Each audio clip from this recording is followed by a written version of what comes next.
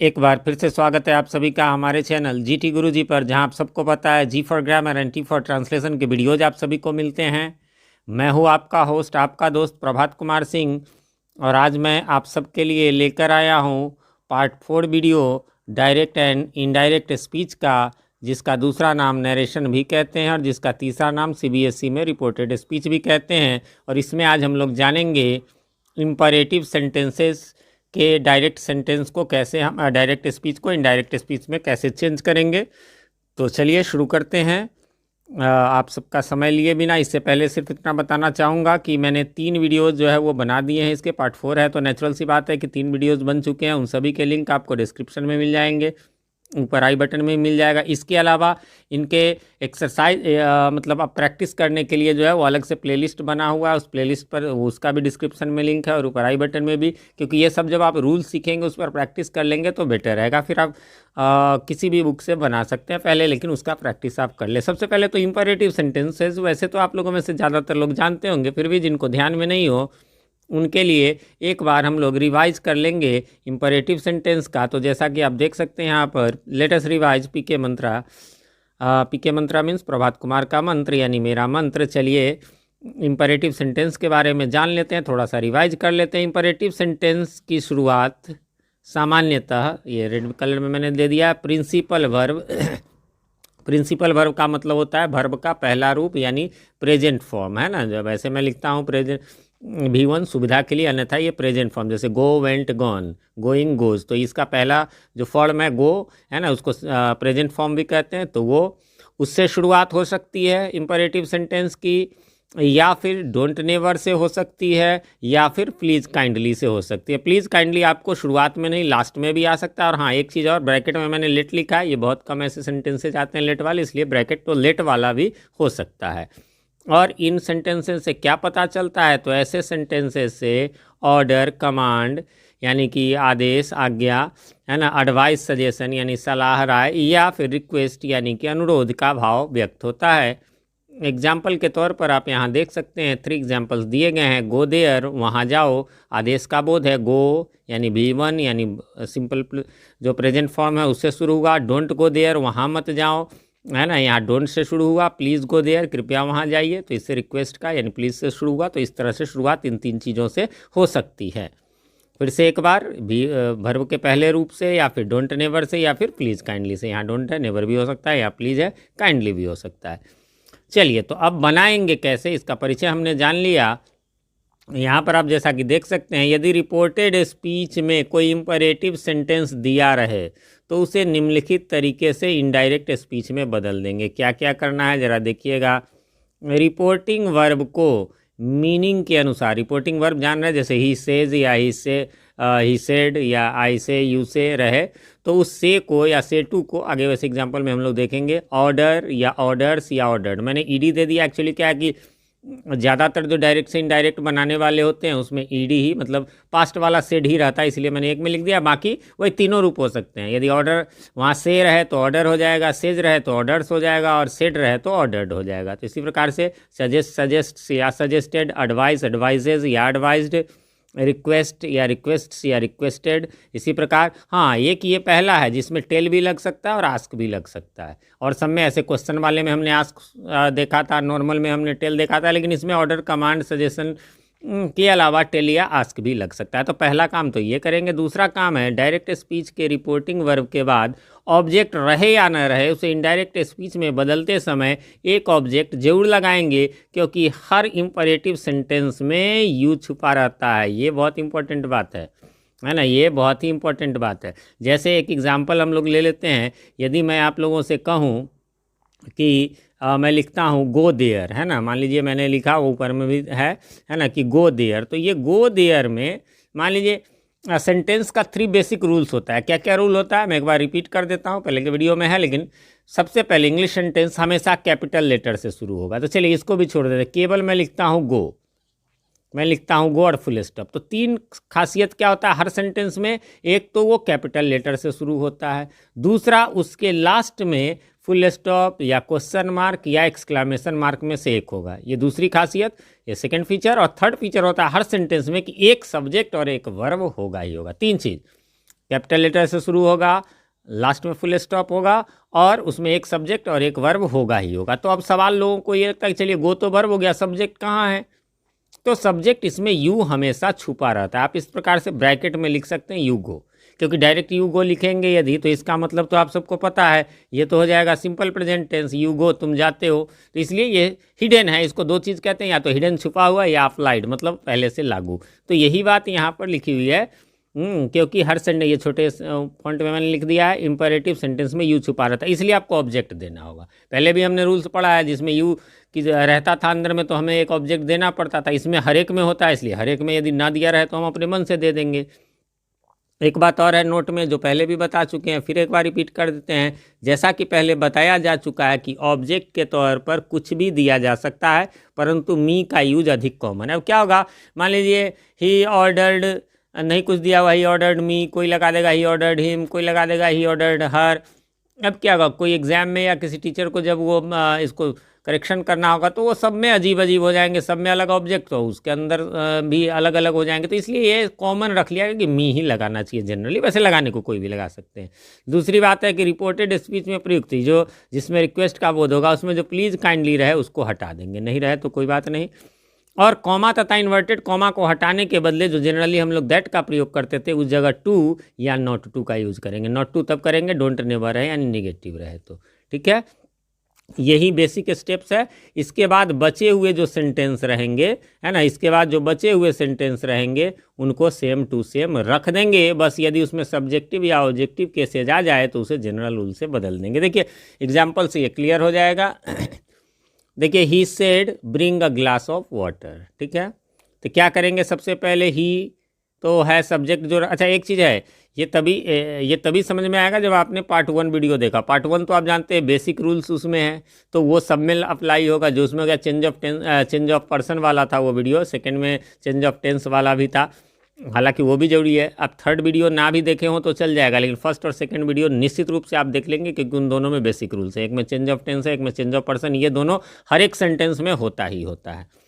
तो he said bring a glass of water, तो ही तो रहेगा ही, सब्जेक्ट की जगह रहता है, सेड की जगह मैंने अभी ऊपर बताया था। इस सेंटेंस से क्या पता चलता है, देखिए हमेशा ये मैं कहूँगा, हमेशा अंदर वाले चीज़ को देखिए कि ये क्या है। यदि इस जगह कुछ और रहता है, इंटेरोगेटिव रहता तो हम यहाँ पर आस्क्ड लगाते। तो ये मान लीजिए देखिए एक तरह का है तो इसमें सब में ये लग रहा है, लेकिन जब जहाँ पर मेन दिक्कत क्या होती है कि जब सारे सेंटेंस एक जगह मिक्सअप आते हैं तो आपसे गलतियां हो जाती है। वो इसी वजह से होती है कि आप यहाँ पहले बनाने लगते हैं, पहले अंदर देखिए कि ये है क्या। यहाँ पर हम देखेंगे यदि यहाँ पर लिखा हुआ रहता आर यू अ स्टूडेंट तो वो तब हम यहाँ पर तब दूसरा कुछ लगाते, आस्क्ड वगैरह लगाते, लेकिन यहाँ हमने देखा bring a glass of water यानी कि ये वर्ब 1 से शुरू है, यानी कि सिंपल प्रेजेंट फॉर्म से शुरू है। तो अब हम समझ जाएंगे कि अच्छा इंपरेटिव है, तो इंपरेटिव में चलिए सब्जेक्ट तो सब्जेक्ट हो गया है, यहाँ सेड की जगह हमें क्या क्या लगाना है हमने ऊपर देखा है, ऑर्डर्ड है, एडवाइज्ड है, रिक्वेस्टेड है। रिक्वेस्टेड तो केवल प्लीज़ काइंडली मिलेगा, या टोल्ड भी लगा सकते हैं और जो है आस्क्ड भी लगा सकते हैं। चलिए इससे पता क्या चलता है, एक गिलास पानी लाओ, इससे ऑर्डर का पता चल रहा है, इसलिए हमने ऑर्डर लिख दिया।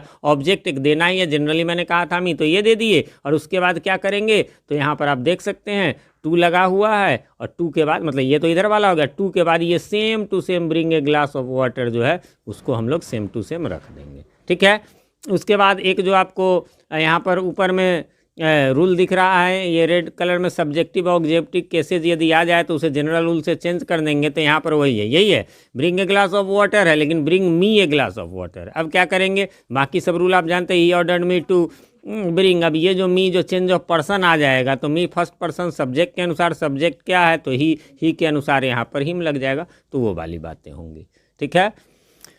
और इसके अलावा ध्यान में रखेंगे जब एक्सरसाइजेज आएगा तो एक आध चीज़ और चीज़ों का ध्यान रखेंगे। बेसिक रूल सब जगह काम आएगा। एक सेंटेंस में देता हूँ जो एक्सरसाइज बनाते समय बच्चों को दिक्कत होती है। मान लीजिए यहाँ पर आता कि ही सेड, है ना, he said go there if you wanted, है ना, go there if you wanted, if you wanted. यदि ऐसा मैंने दे दिया तो यहाँ पर बहुत सारे लोग क्या करते हैं कि ये सेम टू सेम उतार देते हैं। नहीं, वो इंपरेटिव सेंटेंस सिर्फ यहीं तक है, गो देयर तक ही है। इसके बाद इफ लगा करके ये कंपाउंड सेंटेंस है, दूसरा सेंटेंस जुड़ गया, यू प्लस वांटेड, ये सब्जेक्ट प्लस वर्ब एक दूसरा हो गया। अब इसमें क्या करेंगे हम लोग, ये फिर जो जनरल रूल था यू को सेकंड पर्सन ऑब्जेक्ट के अनुसार यहाँ मी दिए रहते तो आई होता, वांटेड है तो हैड वांटेड हो जाएगा। तो ये ध्यान में रखेंगे। ये ज़्यादातर ना मतलब 90% स्टूडेंट से ये गलती होती है कि गो देयर की जगह पूरा का पूरा नहीं, गो देयर तो है जहाँ पर ये भाई V1 है उसके बाद एक ऑब्जेक्ट रहेगा, इसके अलावा इंपरेटिव सेंटेंस में और कुछ नहीं होता। हमेशा ये जो है वो वर्ब 1 होगा उसके बाद ऑब्जेक्ट, यानी ये वर्ब के बाद ऑब्जेक्ट होगा और कुछ नहीं होगा। और यदि आगे है इफ से, एज से या कुछ ऐसा रहेगा वो सब समझिए दूसरे प्रकार का सेंटेंस है, उसको जो जनरल रूल है उस पर आप चेंज करेंगे। ठीक है। हाँ, अब इसमें कुछ नोट्स दिए गए हैं, उन नोट को गौर कर लेंगे। क्या क्या है नोट? टू के बाद मोस्ट केसेज में V1 ही यूज़ होता है ना, टू के बाद जनरली भी ऐसे भी है ना, वो to go, to read, to ये।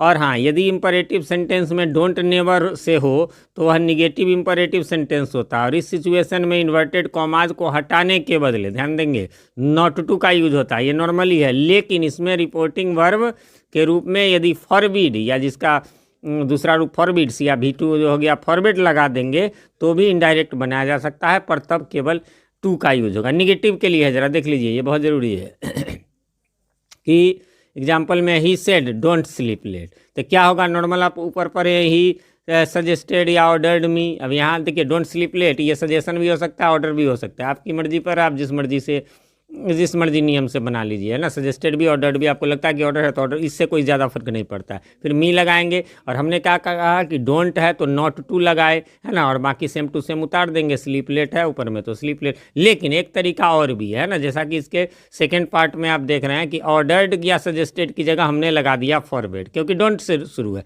डोंट नेवर से रहेगा और उसमें हमने फॉरवर्ड लगा दिया, अपने आप वो निगेटिव बन गया। तब यहाँ नॉट टू नहीं, केवल टू लगा करके और बाकी जो उतार देना है same to same sleep late वो हमने लिख दिया। ठीक है।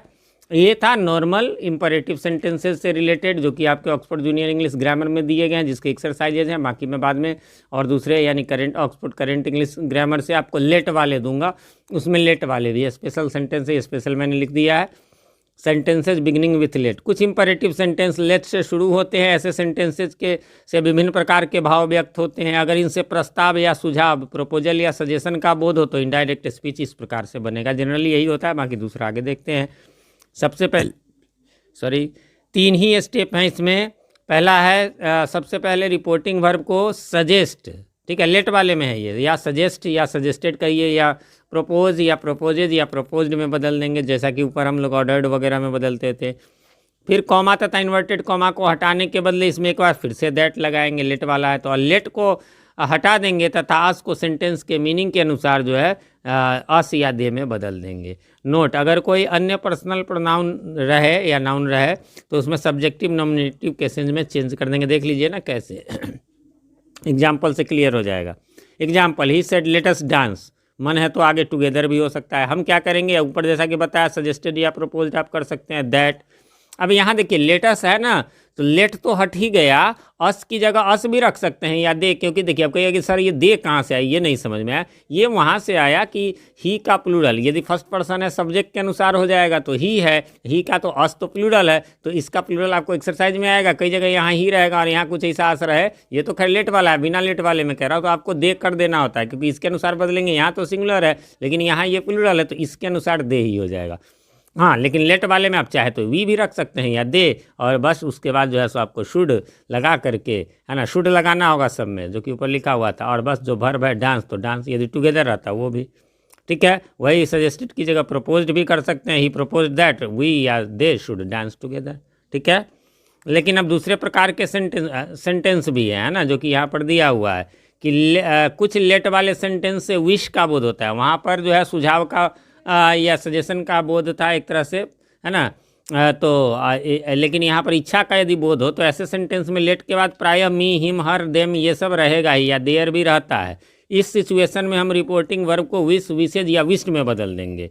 जैसे the boy said let me go out, यहाँ पर लेटस नहीं रहेगा तो क्या हो जाएगा, द बॉय विश्ड है लेट मी गो आउट, मुझे जाने दो, यानी उसकी इच्छा हुई, तो द बॉय विश्ड दैट, है ना, ही शुड गो आउट, है ना। ये मी है फर्स्ट पर्सन सब्जेक्ट के अनुसार, द बॉय सब्जेक्ट द है, ये तो पुराने रूल में है ही, तो द बॉय यानी इससे एक मेल का बोध हो रहा है, और जब एक मेल का बोध होता है तो हम लोग ही लगाते हैं, ठीक है। बाकी शुड इसमें भी ऊपर की तरह लगाना है, और जो बच गया गो आउट उसको सेम टू सेम रख लेना है। या दूसरा है the boy said that he should be allowed to go, इस प्रकार से भी बना सकते हैं, लेकिन ये जो है वो वो थोड़ा अगले लेवल पर है, इसकी ज़रूरत नहीं है, सीधे जो है वो आप इस तरह का नॉर्मल बनाएं। एक बार और लेट है लेकिन फिर एक बार रिपीट कर देते हैं। पिछला देख लीजिए, पिछले में क्या है कि उसमें जो है कोई सजेशन का बोध था, है ना, या प्रपोजल का बोध था, तो उसमें हमने जो है सो लगाया शुड तो लगा ही, लेकिन सजेस्टेड प्रपोज, इसमें विश का बोध था। अब आ जाइए, एक और प्रकार है, ठीक है, कि इस प्रकार कभी कभी लेट का प्रयोग ऑर्डिनरी वर्ब की तरह भी होता है, तब इसका अर्थ होता है अलाउ या परमिट करना। इस सिचुएशन में जनरल रूल्स का यूज़ करना चाहिए। यानी देखिए, she said to his father, है ना, let me go to the movies today, let me go, यहाँ पर जो है नॉर्मल इसमें है, इसमें कोई ऐसा नहीं कि इच्छा की हम, ऐसा है, एक तरह से अलाउड की बात है। तो she requested her father to let him out, यहाँ पर एक मिस्टेक हो गया है ना, लेट हर हो जाएगा, let her go to the movies, today का दैट डे जो नॉर्मल होता है, तो इसमें सब टुडे वगैरह इस तरह से रहेगा ही। वैसे ऐसे बहुत कम आते हैं, बट जो है आप इसका इस प्रकार से बना सकते हैं। तो इस प्रकार से ये आज का हमारा ये जो है वो यहीं तक था। और यहाँ पर देख लीजिए, अगला हमारा बस एक लास्ट पार्ट आएगा, पार्ट 5 आएगा, जिसमें कि आपको जो है ऑप्टेटिव सेंटेंस और एक्सक्लामेटरी सेंटेंस, इसका वीडियो होगा, दोनों एक साथ ही रहेगा। अब उसके बाद हमारा ये सीरीज़ ख़त्म हो जाएगा। हाँ, एक प्रैक्टिस का सेट का जो है वीडियो सीरीज़ मैं बनाऊँगा इसका, तो उसको आप देख लें। इसके बाद मुझे नहीं लगता है आपको किसी प्रकार का कोई कन्फ्यूज़न रहेगा। फिर भी कोई कन्फ्यूज़न हो तो आप हमें कमेंट करें, मैं रिप्लाई देने की पूरी कोशिश करता हूं, बल्कि करता ही हूं। यदि आपके अच्छे कमेंट्स आते हैं,